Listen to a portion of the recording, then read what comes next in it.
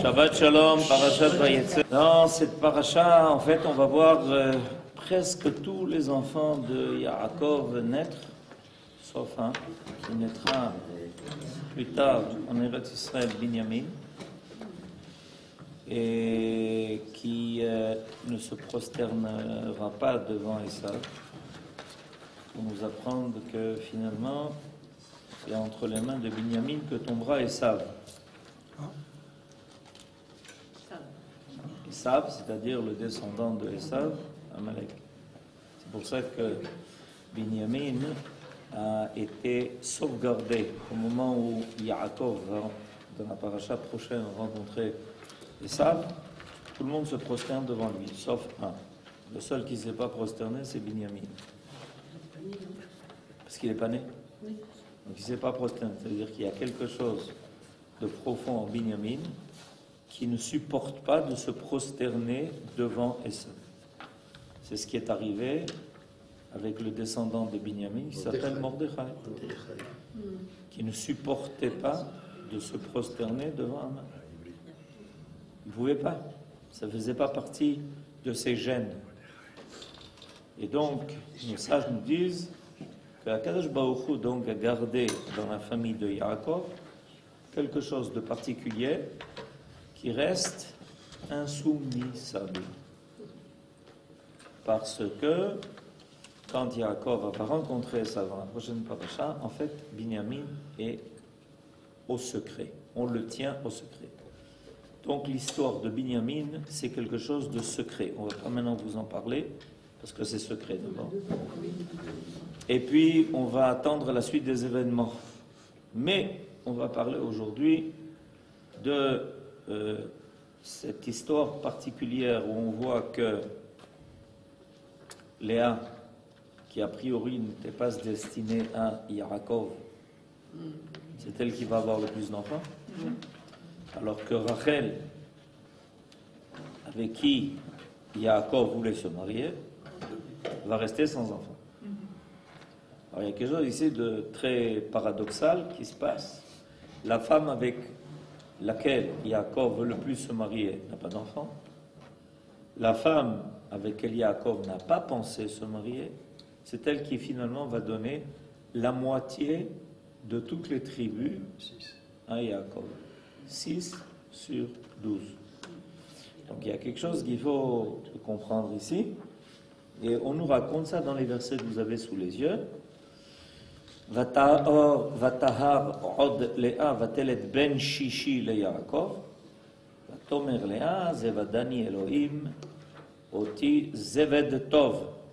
Apam yizbeleni ishi ki yaladeti lo shisha banim vatikra et shmo zevulun. Ve'achar yalda bat. vatikra et shma Dina. Iskor Elohim et Rachel. Vaishma elea Elohim vayiftar et Rachma. Vatar vatelet ben vatomer Asaf Elohim et Cherpati. Vatikra et shmo Yosef lemor. Yosef Adonai li ben Achel. Alors il y a toute une histoire là qui nous est racontée qui paraît un simple récit de Léa a eu 6 enfants, au bout de 6 garçons, ça s'arrête, elle finit par avoir une fille, Mazal Tov, et puis voilà que tout d'un coup, il est marqué que Dieu se souvient de Rachel. Mais quand est-ce qu'il s'est souvenu de Rachel? Il aurait pu a priori se souvenir de Rachel avant. Parce que chez Akadosh Baruch Hu, il n'y a pas de problème de mémoire. Or, qu'est-ce qui nous est dit ici? Et puis voilà que, verset 22, le Seigneur, Akadosh Baruch Hu, se souvint de Rachel. Mais c'est arrivé à un moment précis, ça. À quel moment Akadosh Baruch Hu se souvient de Rachel? À un moment précis. C'est pour ça que la Torah lit bien les différentes étapes, les différentes phases de l'histoire de Yaakov. D'abord, Léa a 6 garçons. Au bout de 6 garçons, boum, une fille. Et voilà que quand la fille de Léa naît, qui s'appelle Dina, Tout d'un coup, Akadosh Baruch Hu dit, ben voilà, oui, à propos Rachel. Et qu'est-ce qu'on en fait de Rachel? C'est quand même intéressant. Il a fait. Alors tout tient dans le nom de Dina. Parce que le mot de Dina, c'est un mot qui n'est pas facile. Il vient du mot Din. Dina, c'est Din Hashem. Les lettres de Dina, c'est Din Hashem. C'est-à-dire qu'il y a eu un Din. Et comment se fait-il qu'il y a eu un Din? Quel a été le Din? Alors, regardez dans le verset 21, le commentaire du Rav Munk, les 3 dernières lignes, donc le premier paragraphe, 3 dernières lignes. Le nom Dina est dérivé de Din, jugement, selon Rabbi Yoshua. Mais Rabbi Hanina explique, Léa et les 2 servantes se réunirent et s'exclamèrent Dayenu Zecharim. Nous avons assez de garçons. De là le nom de Dina. Que Rachel soit aussi exaucée. Donc d'après le Midrash, ici il y a un grand chidouche. En fait, a priori, d'accord, Léa aurait continué à avoir des garçons. Il est fort même possible que finalement, ce soit elle qui donne à Yaakov toutes les tribus. Et Rachel aurait été la femme préférée de Yaakov, sans enfants. Et Léa aurait été la femme moins préférée de Yaakov, avec tous les enfants. Zéou. Mais il y a eu ici un acte extraordinaire de la part de Léa et de la part des 2 servantes. Alors, l'acte extraordinaire, cet acte-là, c'est en fait de la part de Léa un acte de reconnaissance vis-à-vis de Rachel. La même chose. Parce que comment Léa eut-elle le droit d'être la femme de Yaakov? Mais grâce à Rachel. C'est Rachel que Léa est devenue la femme de Yaakov. Alors Léa voit qu'elle est en train d'enfanter toutes les tribus d'Israël, l'une après l'autre, un garçon après l'autre. Et à ce moment-là, elle a fait le calcul que quand elle a eu 6 garçons, d'accord, quand elle a eu 6 garçons, si elle en avait eu un de plus, ça veut dire que la majeure partie des tribus aurait été d'elle, elle aurait été l'élément essentiel et pratiquement le moteur principal, si ce n'est pas exclusif, de l'histoire d'Israël. Et elle savait, là, Léa, qu'il y en aurait eu... Oui, elle savait. Yaakov le savait, et il savait. Il savait qu'il y avait 12 tribus à mettre en place. Il y a des raisons très, très profondes à cela, qu'on savait que pour que le peuple d'Israël soit complet et entier et total, il fallait 12 tribus. 12 tribus, c'est toutes les... comment dire en français, les combinations... Non, des noms des 4 lettres du nom de Dieu. Yudke Vavke. C'est-à-dire, c'est les 12 facettes qui permettent de faire apparaître toutes les divinités qui veulent apparaître à travers le peuple d'Israël. C'est pour ça qu'on en arrive à 12. Ils savaient ça. Il y avait une tradition à ce niveau-là. Donc, à ce moment-là, Léa, avec les 2 autres femmes, Bila et Zilpa, font un dîne en disant à Kadosh Baruch Hu, Zéou. Et c'est méalien parce qu'il y a ici 2 interprétations du mot dina. Il y a une interprétation qui dit que ça vient du mot din, il y a une interprétation qui dit que ça vient du mot dai. Dayen ou dai. On peut trouver dans le mot dina et din et dai. Ça veut dire quoi? Ça veut dire qu'en fait, dai, on réclame. Et ce qui va aider Rachel à avoir finalement, et c'est pour ça que c'est juxtaposé, c'est pour ça que tout de suite après, qu'est-ce qu'il est marqué? Vaïskor Elohim et Rachel. Évidemment, Vaïskor Elohim et Rachel, c'est comme si avant il avait oublié Rachel. Mais vrai qu'il n'avait pas oublié. Mais la démarche de Léa et de Bila et de Zilpa Finalement, cette démarche-là, c'est ce qui va permettre à Rachel d'avoir au moins 2 garçons. Et Yosef est celui qui va suivre finalement Benjamin, parce que dès que Yosef est né, la première chose que Rachel dit, j'en ai encore un. Voilà. C'est ce qu'elle dit. Regardez le dernier verset 22. Vatikra et Chemo Yosef. Le premier garçon qui naît, elle appelle Yosef. Les morts en disant, ah oui, c'est ce qu'elle dit. Yosef Adonai li ben acher. Elle l'appelle Yosef du nom d'un de plus qu'elle veut avoir, pour au moins ne pas avoir moins de garçons qu'une des servantes. Parce que finalement, Léa en a eu 6, Bilha en a eu 2, Zilpa en a eu 2. Un calcul simple nous dit qu'il n'en reste plus que 2, si on veut arriver à 12. On est d'accord? Les hauts mathématiciens prix Nobel comprennent qu'il ne reste plus que 2. Alors, à ce moment-là, 2. Et donc, Rachel réclame qu'à ce niveau-là, elle a au moins 2 garçons à mettre au monde. Et le Rav Mouk nous rajoute quelque chose d'important. C'est que finalement, a priori, Léa a ici un poids lourd dans la construction de la maison d'Israël. Elle amène avec elle 6 garçons, 6 tribus. Pas quelque chose de petit. La moitié du peuple d'Israël vient de Léa. Il faut s'en rendre compte quand même.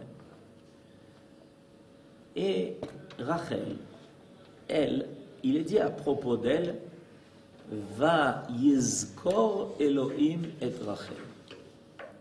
Alors, regardez la deuxième partie du deuxième paragraphe sur le verset 22.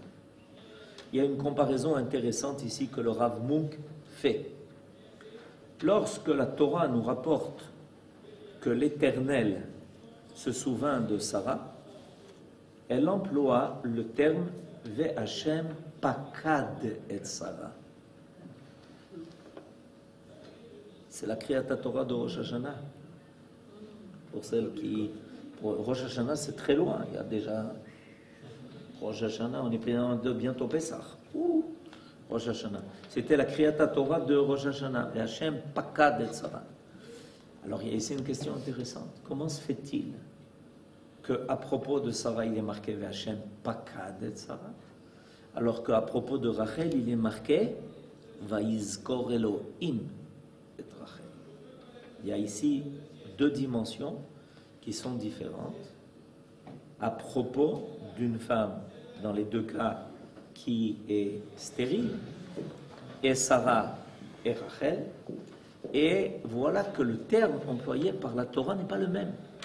À propos de Sarah, il est marqué V'Hashem pakad et Sarah, et à propos de Rachel, il est mort Vayizkor Elohim, Vayizkor Elohim et Rachel.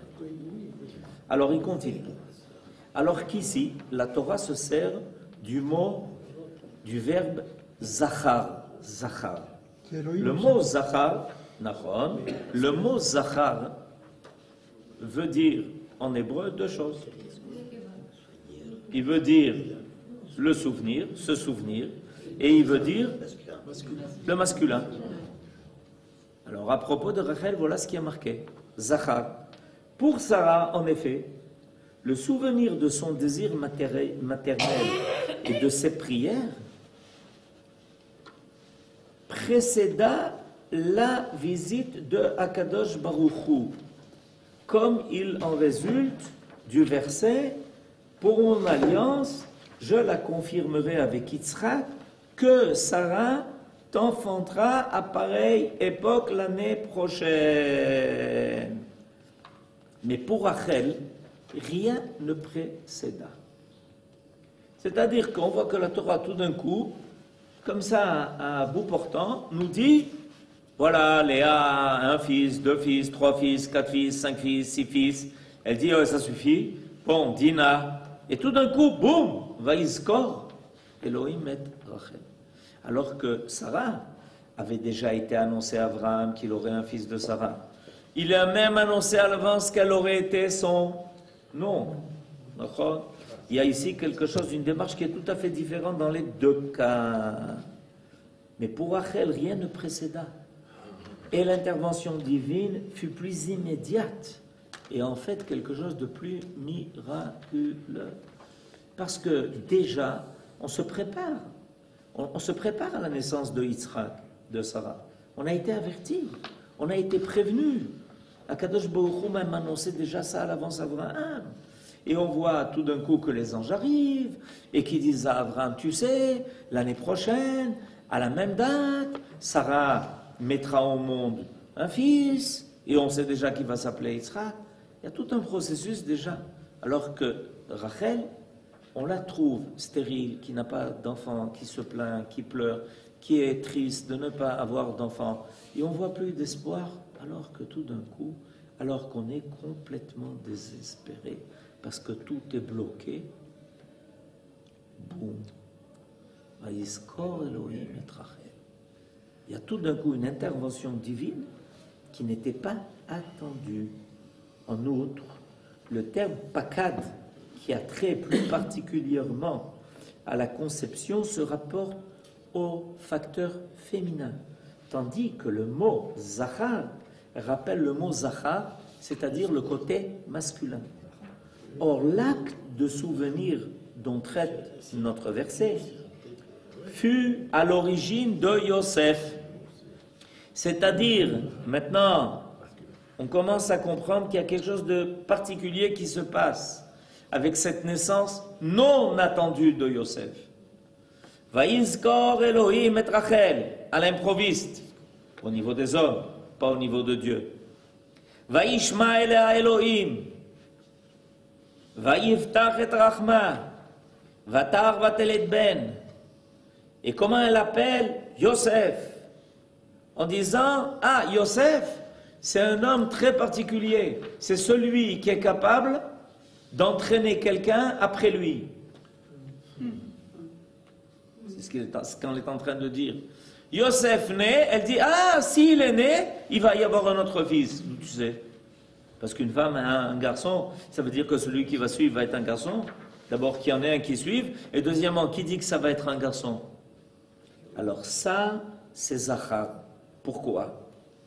Or, l'acte de souvenir dont traite notre verset fut à l'origine de la naissance de Yosef, qui précisément est considéré comme représentant l'élément masculin de cette famille par rapport à ses frères. Il fut en effet l'élément actif, productif, qui féconda par ses actes l'histoire des enfants d'Israël.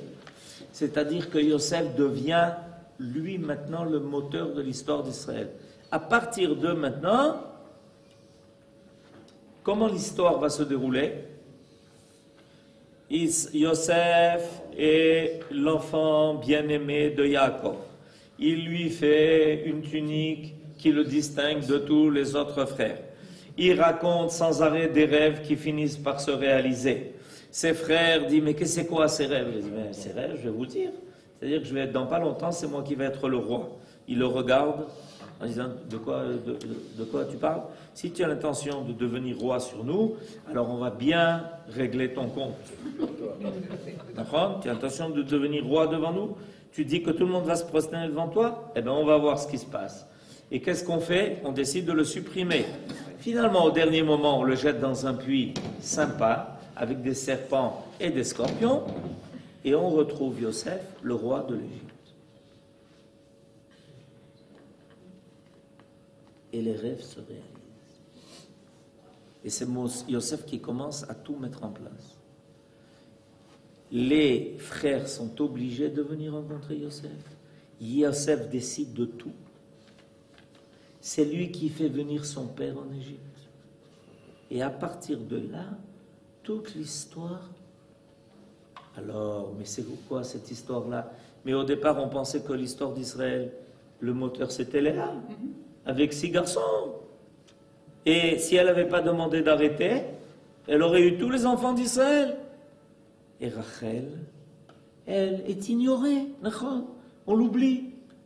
On l'oublie tellement qu'il faut dire qu'à un moment donné, Hakadosh Baruch Hu s'est souvenu d'elle. Zéou. Quoi, Zéou? Ben, on est en train de comprendre l'histoire d'Israël. L'histoire d'Israël, c'est une histoire très particulière, où il y a des choses qui se passent, et on est sûr que l'on comprend, alors que rapidement, on finit par comprendre qu'on ne comprend rien. Et à un moment donné, alors que plus personne ne s'attend à quoi que ce soit, boum, il y a quelqu'un qui, on pensait, avait disparu. Il a même été, en fait, on a même fait Kaddish, on a amené une tunique pleine de sang à son père. Il a disparu pendant des années dans les oubliettes de l'histoire qui, à cette époque, s'appelle l'Égypte. Et on dit à Yaakov, tu sais, Od Yosef Chai. Comment Od Yosef Chai? Oui, et tout se fait par sa bouche. Alpiv Yishak Kol Davar. C'est-à-dire que dans l'histoire d'Israël, il y a toujours un Yosef qui va toujours préparer une surprise à laquelle on ne s'attend pas et qui va débloquer tout ce qui semblait complètement bloqué. Et ce Yosef, il est tellement fort qu'il arrive même à dire à sa mère, « Maman, t'inquiète pas, mais je suis très inquiet de ce qui se passe avec Esav. Ne t'inquiète pas, parce que après moi viendra le dernier fils d'Israël qui s'appelle Binyamin et devant lequel c'est Esav qui va se prosterner et pas lui qui va se prosterner devant Esav. Est-ce que tu peux me dire comment ça va se passer? Non, parce qu'il y a un secret. Et ce secret, ça s'appelle Vayizkor Elohim et Rachel. Et c'est intéressant, parce que finalement, quand on réfléchit à la façon dont les choses vont se passer, tout est paradoxal dans cette histoire. Alors, finalement, donc, il y a ce côté secret-là qui fait que Rachel était comme si elle était oubliée, parce qu'il fallait qu'il y ait quelque chose qui reste secret. Dans l'histoire d'Israël, il y a toujours quelque chose qui reste secret et sur lesquels les hommes n'ont pas d'emprise.